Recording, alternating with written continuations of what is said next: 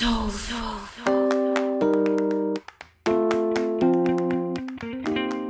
just gonna ignore my hair today because no matter what I do, I have like mad baby hairs today, which I never really have, so I'm not really sure like what's going on. And also I'm kind of upset because the lighting situation is not really showing you guys how pretty this lip color is in person. It looks, I think, just kind of like a dark red in the camera, but in person it's sort of like a vampy fuchsia, and I think that this is convincing me that I need to get like a better lighting setup for my filming situation. We have officially entered my favorite time of year. I'm sure that you relate. I know that it's kind of like such a basic thing to love fall, but I really do love fall for a multitude of reasons. And I was loving tons of stuff this month, particularly a lot of skincare stuff, less makeup stuff. I'm just gonna jump into the skincare stuff. The first two things come from Osmia or Osmia. I'm not exactly sure how to pronounce it. If you know, please let me know. I always say Osmia. The things I've been loving really since I got them, but I've used them a ton during the month of September, is the protein exfoliating mask, which I purchased a full size of, and a sample of the Honey-Myrhh lip repair. I had tried a sample of this mask, I can't remember when, but clearly it worked so well that it convinced me to go for a full size. You get a ton of product. I'm not sure how well you'll be able to see, but I'll try and insert a close-up. It smells really good. I actually used this last night. I will preface this being my favorite as saying, and if you watched my Mahalo skincare flash review video, I don't do well. It's not even that I don't do well. I just don't really notice any difference on my skin using kind of detox masks. Things like May Lindstrom's The Problem Solver, or Osmia actually makes a detox mask as well. Anything that has like charcoal in it or volcanic ash or any of those ingredients, they just do very little for me. I do much better with sort of a resurfacing, brightening, polishing mask, and that's exactly what this is. This performs very similarly to the Earth Body Sacred Skincare Mask, which I have raved about for over a year now, I feel like. But this is just amazing. It smells like beans, kind of, on your skin, and it does have adzuki beans in it. That's one of the prime ingredients. I think they borrowed their sort of preparation and technique of this mask from some kind of Asian skincare tradition, and we all know the Asians know what's up as far as skincare. Every time I use this, any sort of dry patch or dry flaky skin that I have is eliminated. I feel like my skin is nourished, pores are tightened, and I really can't say enough good things about it. You can order samples of all Osmia Organics products from their site, so I highly recommend checking this out if you have similar skin to me, which is mostly normal to dry, dehydrated in the fall and winter, and in need of brightening and resurfacing and balancing. So then the other Osmia product that has really stood out to me that I had been wanting to try forever is the Honey-Myrhh lip repair. They gave me quite a generous amount in the $2 or $3 sample I purchased. This is everything I wanted the Bite Beauty Agave lip mask to be and wasn't. But it's so uncomfortable to wear because it's so sticky. It's kind of like putting super glue on your lips. And I just, like, I didn't want to go to bed with, like, gloopy feeling product all over my lips. But this reminds me of it for some reason in terms of the hydration that it provides to the lips, also in terms of sort of the smell. So I don't know, for some reason it reminds me of that product, but it absorbs really quickly. You can still feel it on your lips in the morning. I use this at night. This will definitely be a full-size purchase for me at some point in the future. The next two things might be a little surprising if you did see my Mahalo skincare video, because two of the products are now ending up in my September favorites.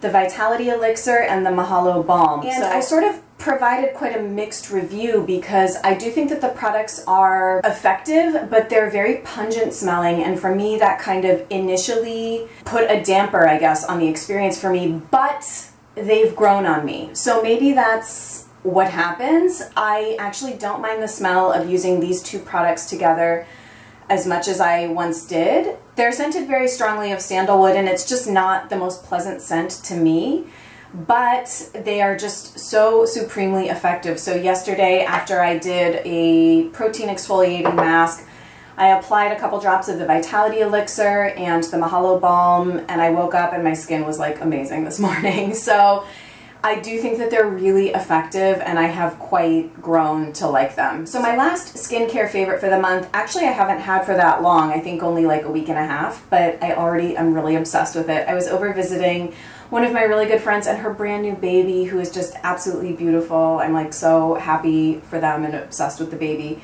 She gave me a sample of the Suki Eye Balm. It's this beautiful orange color. I'm not actually sure what gives it that color. I'm not sure if it's like beta carotene or carrot extract or something, but it has a really pleasant herbal smell. It's just a very, very emollient eye balm. And if you remember a couple of months ago, or I don't even know when, maybe 6 months ago, I was really interested in procuring an eye balm to add to my skincare stash because I have quite a few sort of oils and serums, but I wanted a balm, especially now since we're moving into cooler months. I really didn't care for the One Love Organics eye balm. I still haven't tried the Laurel eye balm, which I'm interested in, but this one is such a winner. My friend is a really big fan of Suki products. I have also gone through a discovery kit of those things, and I know I've talked about them before. In general, I think it's a really high quality, pure, effective, natural, non-toxic skincare line. And this eye balm has just been a standout for me. I use this at night when I want a little bit more moisture. In the morning, I've been using my Kahina Eye Serum from the Beauty Heroes box. I also did a video on that if you'd like to hear more. This I absolutely love in the morning, but at night, especially now moving into the cooler months, I want something with a little bit more moisture. So at night I've been alternating between the Suki Eye Balm and trying to finish up my Josh Rosebrook Oculus Rollerball. So that's been my eye cream serum game the last month. One little hair care favorite this month, but it deserves like a big rave because I'm pretty obsessed with it. It's the Yurok Feed Your Shine treatment oil. You're supposed to apply 1 to 2 drops of this to your hair either before heat styling or after to kind of add shine and a little bit of moisture. This came in a PettyBar box. RIP me and PettyBar. I recently stopped my subscription. The last box really did me in. I was like, it's time to break up. But I'm really glad that I got to try this product. It kind of smells immediately when you smell it. It smells like coffee almost to me, but very kind of clean, crisp, green, herbal smelling with a hint of coffee. It's such a beautiful product and I'm so obsessed with it. I love Yurok or Yurok. Again, never know if I'm saying these things correctly. I've done this both ways, kind of after my hair has dried, and I'm gonna curl it with a curling iron. I'll run a few drops kind of through the mid shaft and through the ends. I've used this after styling. The scent lingers quite nicely in the hair, and I just think it's really beautiful. So on to makeup and nail polish. So the only 2 things that have been on my nails for the month of September have been Deborah Lippmann Single Ladies, which is on my nails right now and has been for the last like 2 weeks, and my new Smith & Cult polish in Tenderoni. I'm super, super obsessed with both of these. They scream, it's finally fall to me, and I love it. This reminds me a lot of Opia You Don't Know Jacques, which I have. It has more browny taupe in it as opposed to greigey, sort of purple undertoned taupe, which I feel the OPI one is. But I'm like a huge sucker for the packaging. Formula on both of these is fantastic, and yeah, this has just been what's been adorning my nails. Another favorite this month has been the Trish McEvoy eyeshadow stick in the color Topaz. I have talked about this, used it, been wearing it in previous videos. I'll give you a quick swatch. I'm totally obsessed with cream eyeshadow sticks right now. I'm not a big eyeshadow wearer, but for some reason just kind of the ease of application and the effect that cream shadows give to the lids, I've just been like all about. And then my other makeup obsession has been the combination of the RMS Buriti bronzer, which I formerly thought that I hated, and the Real Techniques sculpting brush. So honestly, the real favorite I think is the brush. But the Buriti bronzer as well has just really been impressing me. Who knew that a product could completely transform itself in one's eyes depending on how you apply it. This product had previously been really challenging to me because I just found it difficult to work with. Just applied with the fingers, it's very difficult to get it to show up on the skin. But enter a dense brush to apply it with and the application totally changes. I am wearing it today. I find that also I like to put down a light layer of powdered bronzer first and then go over and sort of further define, honestly, really the high points of my face. I don't really ever do the chiseled out contour. I more just kind of prefer to bronze like my cheekbones and kind of up into my temples and maybe my jawline. I'm also not wearing any blush today, and it's because I feel that this product on me has quite pinky, kind of warm undertones, so it almost functions as a bronzer blush in one. In fact, when I wear blush with it, it almost looks like too much. If you watched that last one of my recent makeup videos, I was also wearing the Gresso Lip Boost in Bare, which I do like to do, but I have to be careful, I think, because I have so much pink in my skin that it can turn like too much way too quickly and look like I got slapped in the face. So I find that this alone, and then maybe just a little powdered highlighter dusted over, I've been totally obsessed. It's been rocking my world this month. I highly recommend everyone go out and pick up this brush. It's under $10, and the contoured angle of it just makes applying cream product like so easy, and I'm super, super obsessed. And also like extremely thankful that I don't even know how much these are, more than $30. Really glad that this is not just, you know, money down the toilet, and I'm actually getting to use it. I don't really talk about perfume too much, but I'm going to talk about perfume for a minute. I have had a couple of favorites, and I know that you've probably heard me talk about all of these before, but I've been wearing a lot of my Harvey Prince Yogini and almost out of my little sample that came in a Petit Vour box of the Vermont Perfumery Perfume in Eros.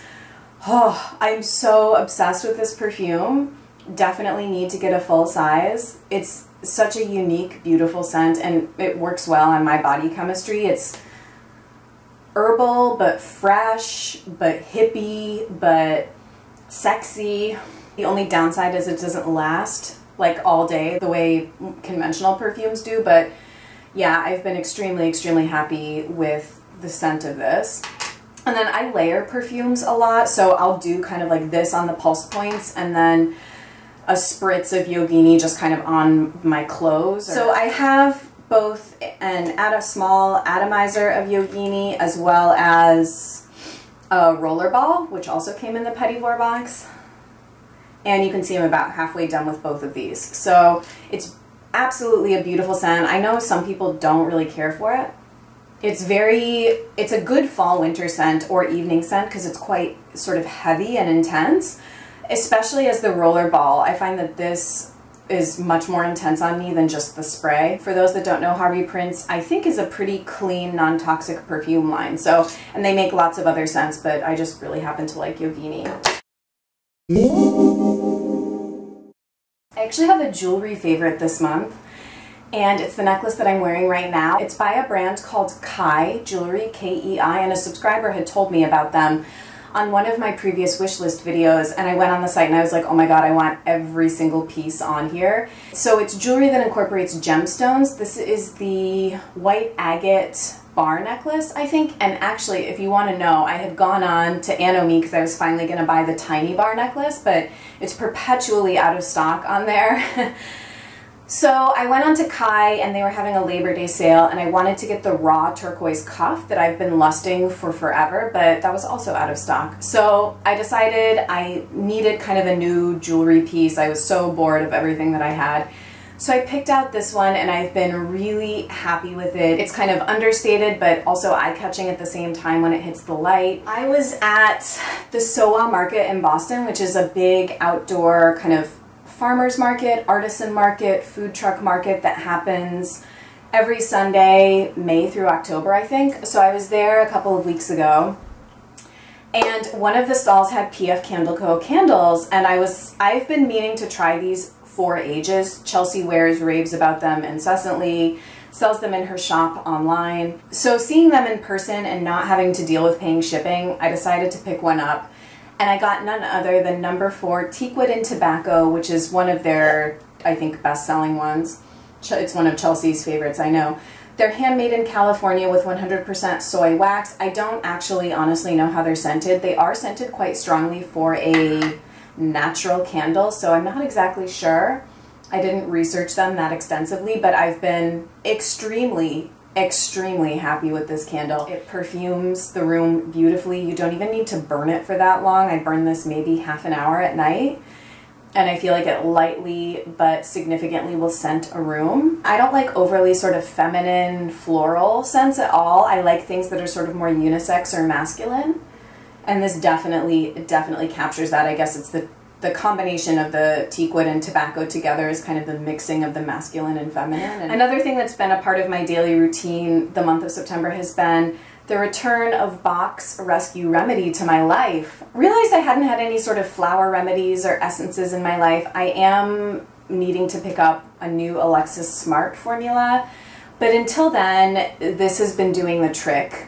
It's significantly cheaper than the Alexis Smart or Lotus Way remedies. I was just at Whole Foods and I was going to pick up the sort of regular dropper bottle that Rescue Remedy comes in, and then I saw that they had this little spray, and I had never tried this way of dosing yourself. Makes it sound like drugs, but it is kind of natural drugs, I guess. I find the sort of atomizer to be just sort of much easier to use on the go than the dropper. I mean, if I'm just like sitting in traffic and like feeling anxious or, you know, whatever, it's nice to just whip this out and be able to do 2 spritzes. And so I've been liking it. I can tell a subtle difference. I think you have to be relatively in tune to your biofeedback to be able to tell how flower essences affect you. So the biggest way that I can tell that this affects me is that I find myself being less reactive. So a really good example is traffic, because so I was just in upstate New York, which is where I grew up. There is a marked difference between just the people as expressed through drivers on the road and the attitude of people. People in Massachusetts and Rhode Island on the road and kind of in life are like generally, save for the people that I like, just jerks. Like driving is quite stressful around here because people are so rude.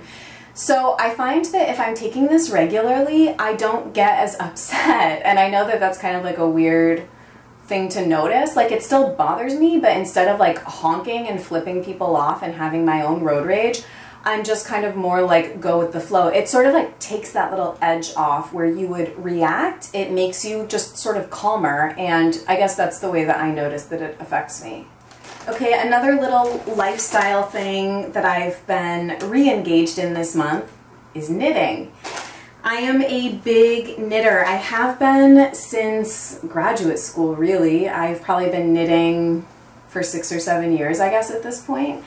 This is just the current project that I'm working on. It's going to be like a tube scarf, and it's a pattern from one of my favorite knitting pattern designers called Rowan Knits, and I've had this book for a while. It's the Winter Gifts one, and I'm just following this toasty snood pattern. I've already done one of these, and I have honestly worn the heck out of it. It's like a dark charcoal gray, and it's so comfortable and cozy, and I just kind of wanted another color option, so I went for this really pretty neutral sort of camel, oatmeal, light brown color.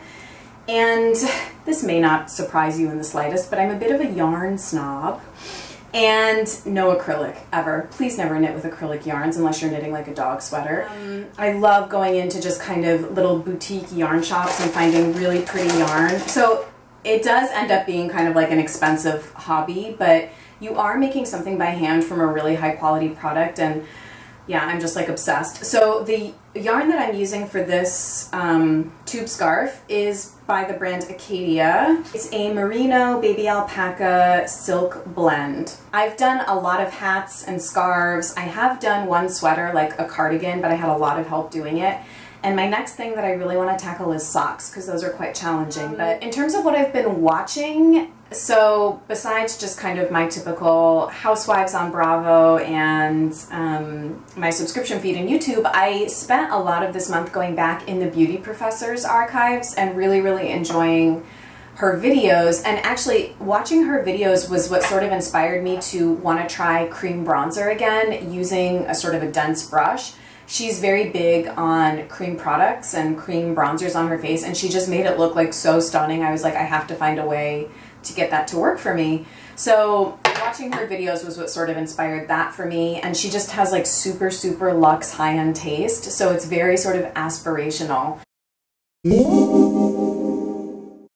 For For music, I just have one song really to tell you about. I've heard it on multiple Frank and Tony remixes. I've talked about Frank and Tony extensively in the music portion of some of my favorites videos. They did a collaboration with DJ Sprinkles, who's another really incredible DJ, philosopher, public speaker on gender and transgender issues, kind of like a social activist, and also just a really talented musician, DJ, producer.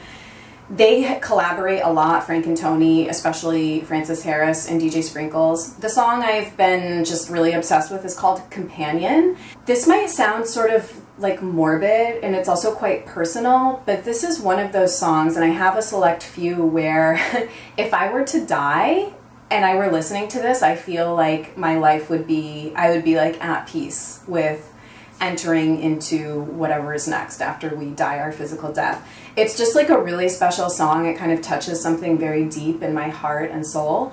I would recommend listening to it, but then also listening to it in the context of a mix. So I'll also link below their Boiler Room set, which is one of my favorite mixes that they've done / of life. So enough music rambling. Hope you guys are having a great fall. I am going to try and do the fall favorites tag. Someone requested that I do that. The one that Jacqueline Hill created and has been buzzing around the interwebs. So I think I'm going to do that, and I'll have kind of more, obviously more fall inspired picks in terms of makeup and things like that. Thank you so much for watching. Please feel free to leave me a comment and let me know what you've been loving this month, and I'll see you guys in the next one. Bye.